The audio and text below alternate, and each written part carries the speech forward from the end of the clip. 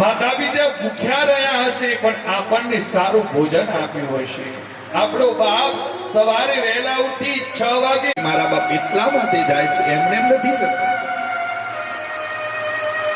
એ ભાગવતના આંબાને આ કથાને આપણે આપણા જીવનમાં ઉતારવાની એટલા માટે જરૂર છે કે ભાગવત આપણને એ જ જ્ઞાન આપે છે કે આપણા જીવનની અંદર જેને બીજ રોપ્યા છે ને એ બીજ એ ફળની રક્ષા કરવી એ આપણી નૈતિક જવાબદારી છે.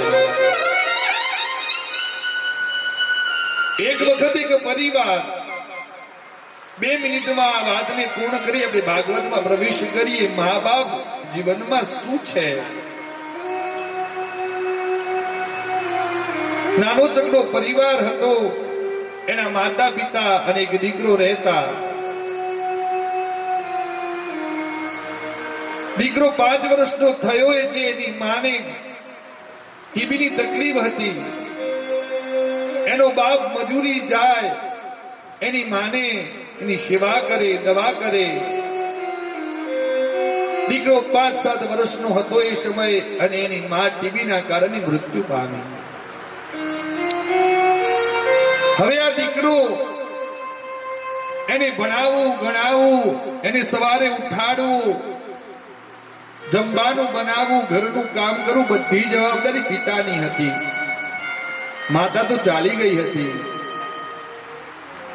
એના દીકરાને ખૂબ ભણાવે, સવારે વહેલા ઉઠી એને સ્નાન આદિ ક્રિયા કરાવડાવે, એનો નાસ્તો તૈયાર કરે, એને ભણવા મોકલે અને પછી એ કામે જાય. આમ ધીમે ધીમે દીકરો મોટો થયો, સમજવા લાયક થયો.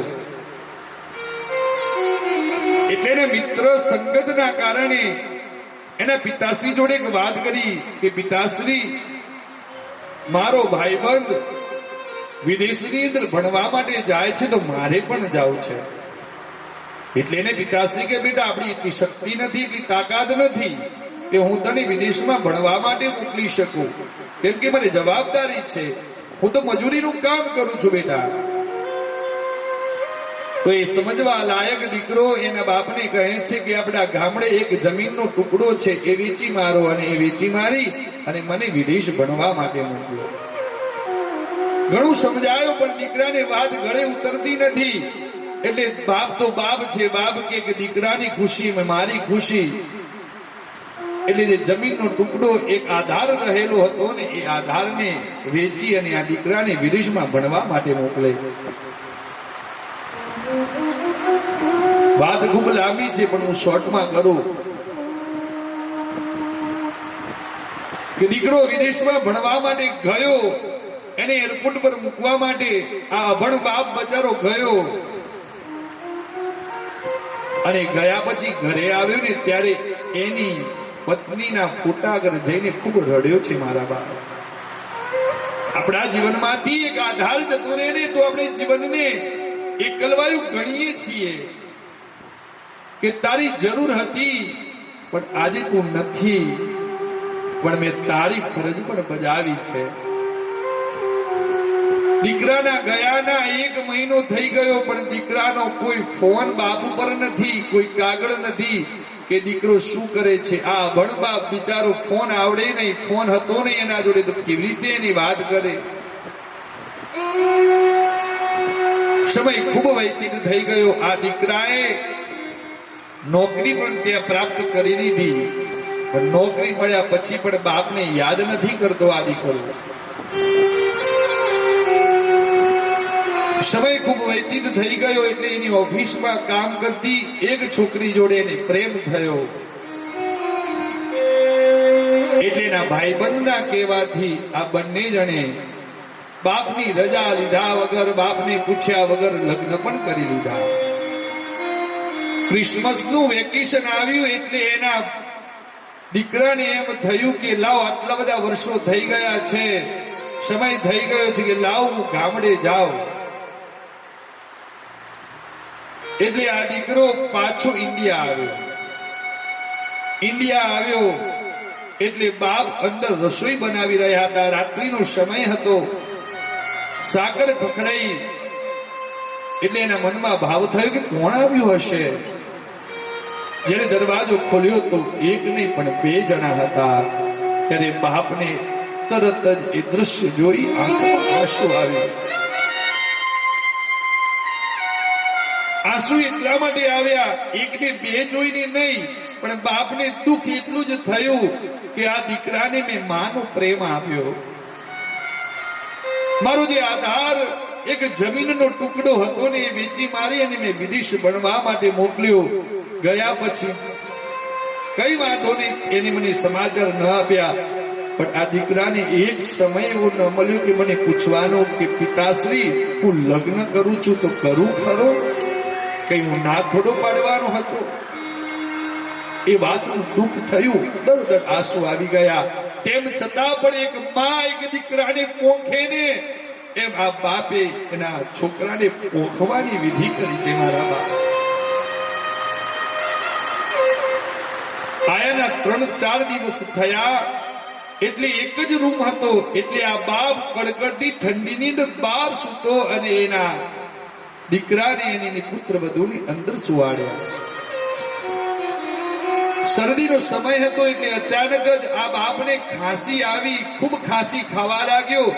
એટલે આ વિદેશની ધરતીની એ દીકરી એના પતિને કહે છે કે ઉભા થાવ, આ તમારા બાપને કોને ખૂબ ઉદ્રોષો કરે છે, મારી ઊંઘ ડિસ્ટર્બ થાય છે.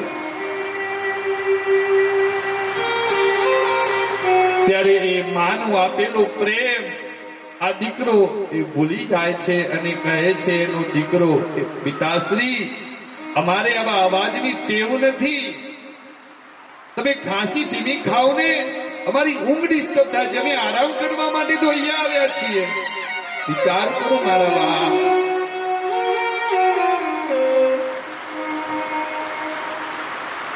છ 7 દિવસ થઈ ગયા એટલે એની પત્ની એના પતિને શું કહે છે ત્યારથી સાંભળજો.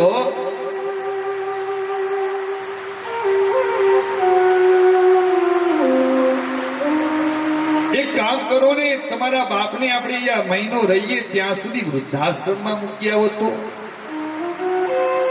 આપણે શાંતિથી આપણે રહી શકીએ. મહિનો આરામ કરવા માટે તો અહીંયા વેકેશન મનાવવા માટે તો આવ્યા છીએ. તો આ દીકરો એક પણ વાર વિચાર નથી કરતો કે બાપે મને મારા જીવનમાં શું આપ્યું છે. મારા બાપ આ દીકરો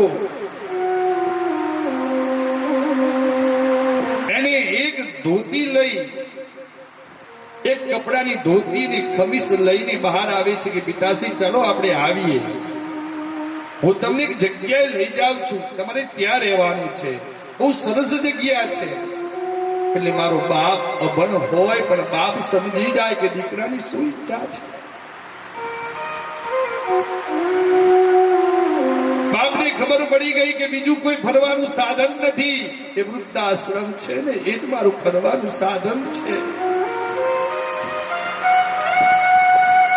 એટલે બાપે પોતાના ધોતિયાની અંદરથી બાંધેલી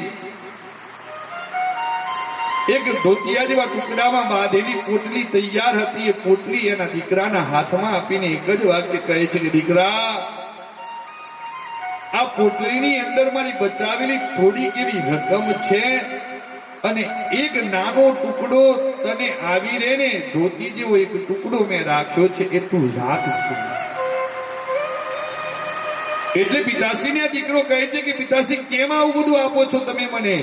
એટલે આ કલયુગની અંદર આ બાપ એક દીકરાને શિખામણ આપે છે કે બેટા તું મોટો થઈશ, મારા જેટલી ઉંમરનો થઈશ ને તારો દીકરો છે ને, અને એ સમયની અંદર તને ઘરની બહાર કાઢશે ને એટલે એક રૂપિયો તારા જોડે નહીં હોય, એક ધોતિયાનો ટુકડો તારા જોડે નહીં હોય ને, ત્યારે મારા બાપ આ પૈસા અને આ ધોતી તને કામ આવશે. મારા બાપ વિચાર કરો કે આ બાપ એક દીકરા માટે કેટલું વિચારે છે. મારા બાપ એટલે જ મારા બાપ પુનિત મહારાજે ગાયું છે,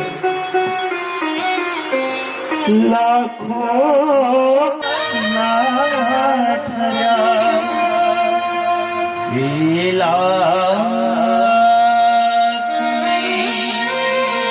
પણ લાખ છે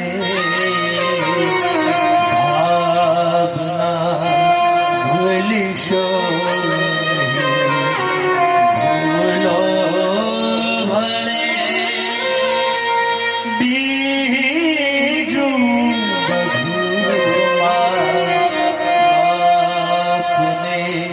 ભૂલશો મારો કહેવાનો ભાવ